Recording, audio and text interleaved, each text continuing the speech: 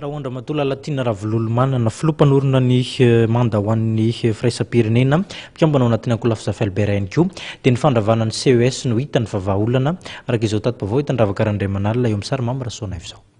Mikatso tanteraka ny raharaham-pirenena amin'izao fotoana izao raha ny faneho-kevitra nataony lalatina ravololomanana avy amin'ny manda ho an'ny firaisapirenena.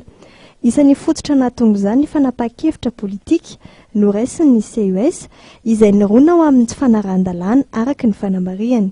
Misy ny soso-kevitra atolony manoloana izao toetra raharaham-pirenena mikatso izao.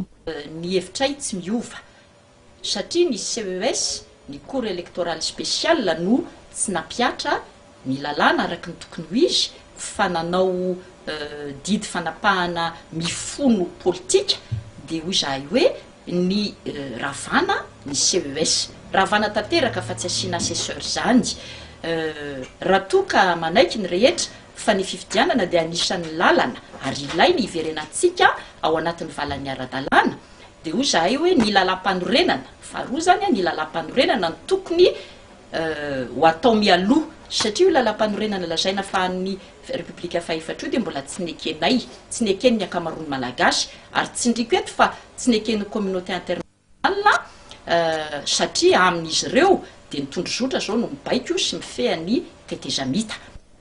No maria ny lalatina ravololomanana fa ilaina ny fifidianana saingy tsy natao hamahana krizy zany fa natao hifandimbiasa pahefana.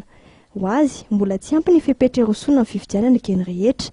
Ilaina araka izany anatanterahana ny tena fampihavana-pirenena eto amin'ny firenena ary avy eo vao amin'ny fifidianana ka ny fifidianana lalam-panorenana no tokony ho tanterahana alohan'ireo fifidianana maro efanesy eto amin'ny firenena.